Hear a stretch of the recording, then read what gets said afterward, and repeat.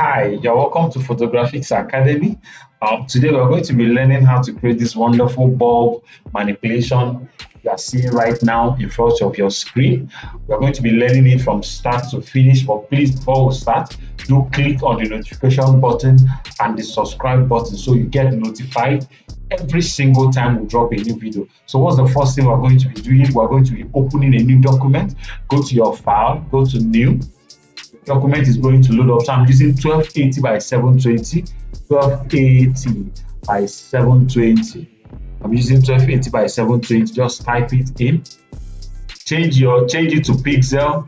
Change it to pixel, not inches. 1280 by 720.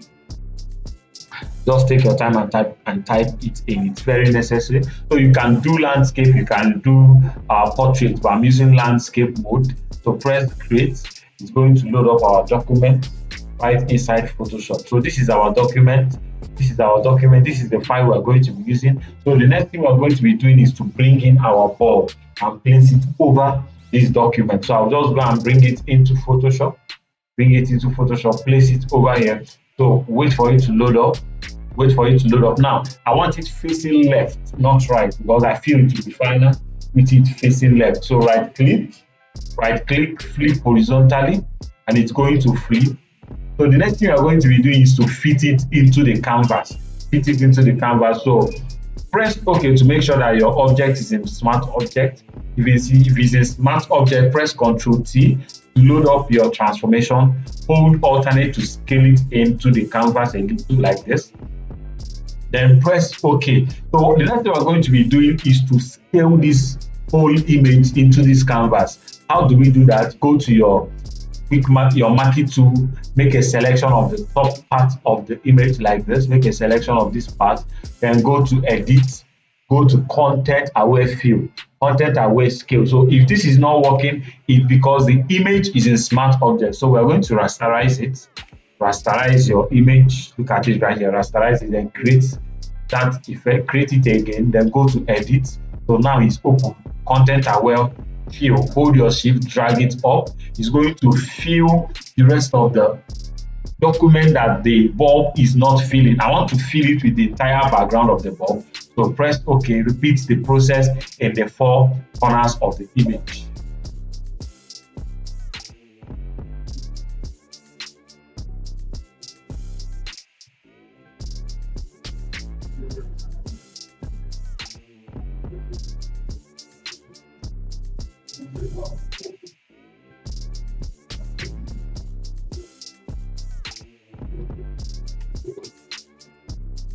Hope you are still there.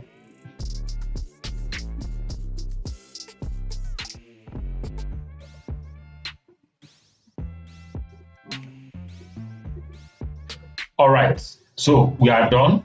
This is mine. So this is it before. There's no need for that. So we are done. So the next thing I want to do is I want to pull in more details into this bulb. I feel it's too bright for the background. It's too bright. We are not seeing the details very well. So the next thing we are doing is to pull in details. So there are many ways you can pull in details. You can just use your curves. You can just go into your curves, select your hand tool, place it over the bulb and drag it down. Look at that.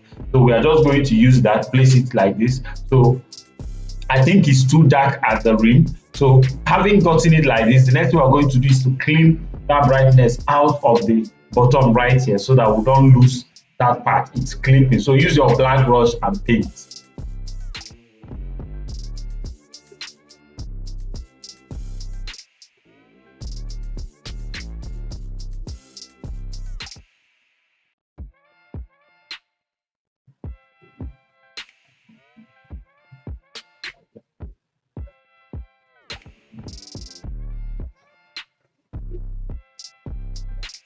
All right, so you're welcome. This is before, this is after, this is before, this is after. We've been able to get a little more details in the bulb itself because it's very necessary for what we are creating.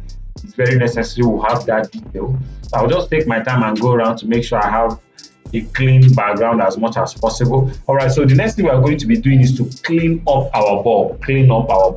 So go back to your bulb layer, select your lasso tool, just do a rough selection like this. do a rough selection like this, then right click and go to fill. Go to fill, select content aware fill, right here, select content aware and press OK. So wait for it. Photoshop will do its magic using its AI to take care of it. Repeat the process in every part of the image that you want it gone. So what I'm doing to load up my content aware right here, instead of going to fill, is I'll just right click, then it's right here, content aware fill, and I press it again. It just repeats the process for me. Oh, this is quite long, but this is okay. Press apply. It's going to apply and press OK. So if you don't want to go through this route that I just did, you can equally right click, go to fill and press content aware. It's the same thing. It's the same thing. So just take your time and get it done.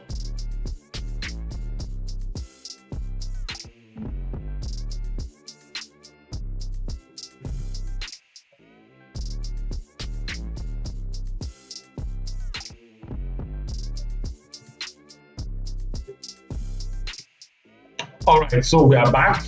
I think I still need to do a little cleaning to my image. I still need to do some cleaning to my image. So what I'm going to do right now is I'm going to use my clone stamp, clean it up. But before we do that, create a new layer on top of your curve layer. Create a new layer, press Ctrl Shift E, Ctrl Shift E.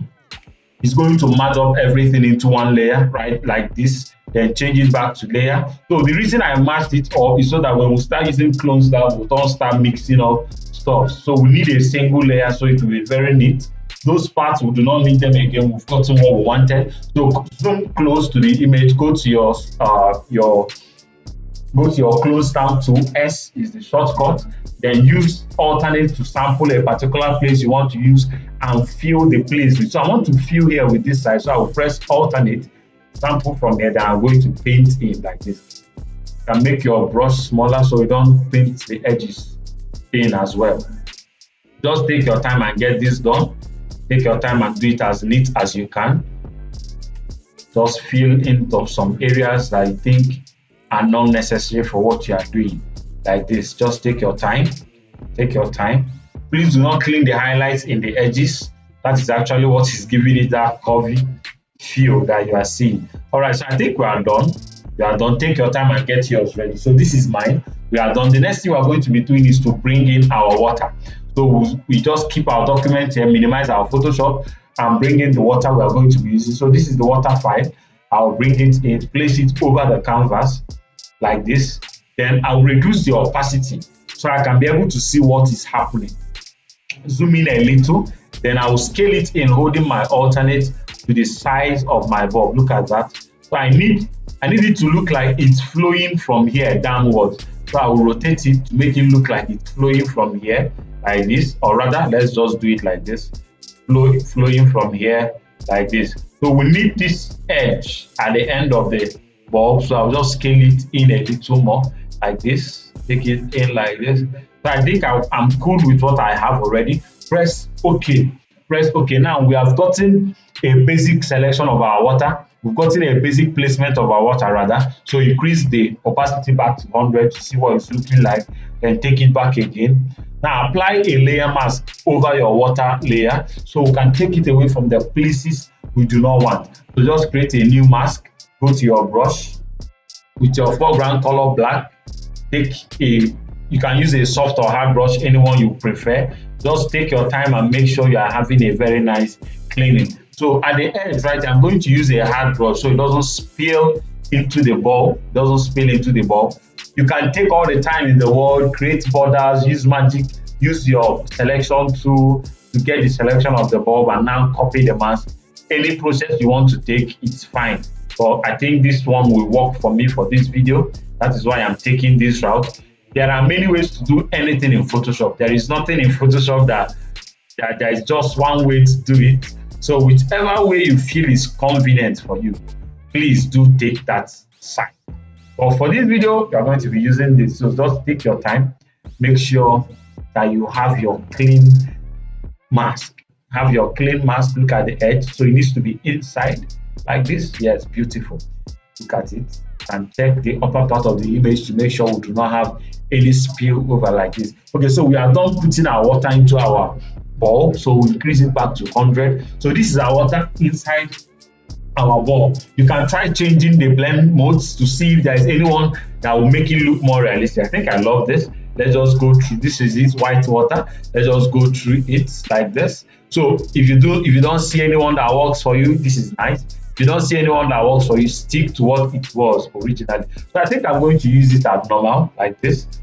Just drop down the opacity a little if you think it's too much, but I like it like this. Whatever correction we need to make, we'll make that later. Let me modify my mask a little more like this. Just place it like this. Clean it in like this. Take your time to make sure yours is fine, because anything you do right now is going to affect your final result. It's going to affect your final result. Nice. So I think I did a little too much here. Reduce the opacity to see whether you are painting in or painting out. You're supposed to paint out here like this. Just take your time. Take your time, get it right. So I think I'm okay with this. Increase it back to 100. So the next thing we are going to be doing is to adjust the color. I don't think I like the color. It's not saturated enough for me. So I'll just go to my adjustment layer right here. Select hue and saturation. Clip it to the underlying layer. That is the water layer. Clip it like this. Change the hue to something around sky bluish. Increase the saturation so you can see what's happening. Change the hue maybe somewhere around here. I think I like it like this. Press OK. So this is it. Let's try changing the blend mode right now and see if we'll get something quite more realistic. I think this is beautiful. We are going to be working with this. So we are using multiply. Multiply makes it more realistic. So we are using multiply. So this is it before the hue and saturation. This is it after the hue and saturation. The next thing we are going to be pulling in right now is our fish. We'll bring in our fish, place it in the right perspective and scale it in. So we'll just minimize Photoshop, drag in our fish. This is our fish. Just drag him in, place it somewhere here to open it as a new document. Then take your lasso tool right here. I'm going to be using two fishes. So first of all, I'm going to be using this one. So I'll just do a rough selection around this one like this and say layer via copy. Right click, layer via copy. It's open for copy. So I'll just move it to my new layer, to the image I'm doing. Just move it like this, place it over here, then scale it in. Make sure that it's at the topmost layer, then scale it in, holding your alternate. Scale it in to fit into the water like this. Beautiful. Press OK. So you are free to scale it to any size you want. Please deselect your auto select so you don't go and move your bulb or move your fish when you want to move something else. So just deselect, uncheck your auto select. So you do that manually. So just position it where you think you want it to be. So I want this looking like it's trying to swim up. So I'll keep it like this, rotate it a little like this, as if it's trying to swim up. Like this, move it up a little, place it here. Then I'll change the blend mode to multiply as well. Change the blend mode to multiply to make it look like it's inside the water. So I'm going to be bringing one more fish. Let's use this one down here. You are free to use any one you like to create whatever effect you want to create. So I'll use this. Just make a rough selection. I say layer via copy. Now it's not copying because we're already in the layer of the first one we copy, so we can just delete this. And now do layer via copy. So it's going to copy right now. Take your move tool, drag it and place it over this one as well. Scale in, very important. Scale it in to fit. I'm holding my alternate to scale in to fit into the bulb.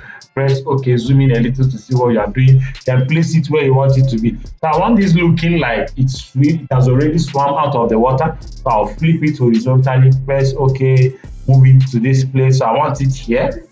Or here, which part? So I want it here like this. Scale it in a little more.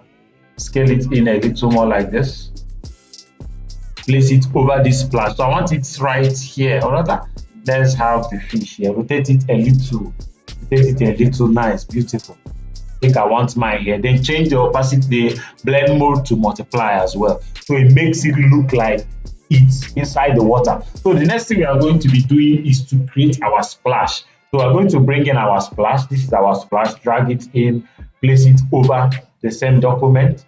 Wait for it. then scale it in to fit into the bulb as well. Reduce the opacity to see what is happening. Reduce the opacity, place it over the bulb as well, then scale in.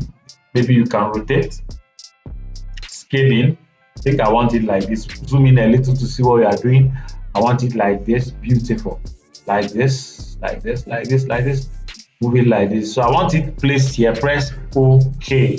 Press OK. Now we already have an inward selection in our mask of the bulb, of the main water we use. So I'm just going to copy this layer mask and use it over the new water splash we brought in. It's going to look quite good. So click on your layer mask, hold alternate to copy it and place it on top of this one. It's going to automatically do the masking, but the problem is that it's getting some part of the, let me remove the, and so it's getting some part outside as well. Change the blend mode to normal so you can see what you are doing. So it's getting some part of the outside as well. So I'll just use my brush to take care of that. I'll just use my brush to take care of this part like this. Take care of the upper part, take care of here, and we have our splash right inside our water. So the next thing we are going to be doing is to carefully paint it in properly and position it where we want it to be. So it's taking away our water, so our fish. So just clean it off like this. Beautiful. So just move it till you get it to where you want it to be. I want it like this.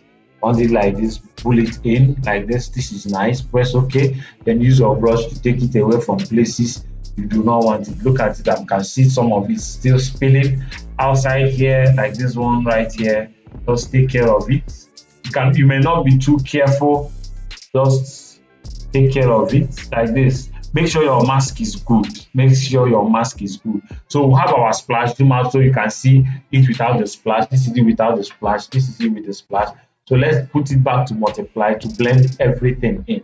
So this is it without the splash. This is it with the splash. This is it without the splash.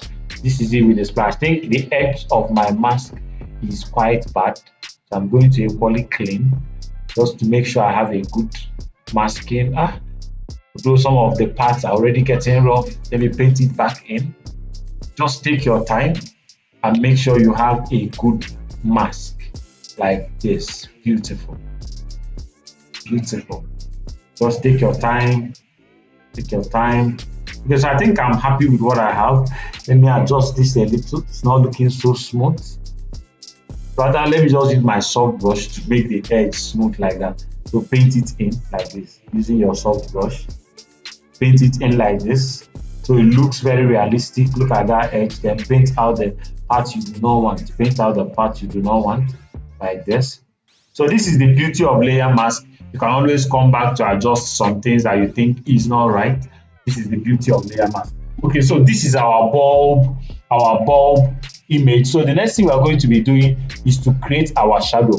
We need to create a shadow for the bulb so it doesn't look like it's hanging. So how do we do that? Duplicate.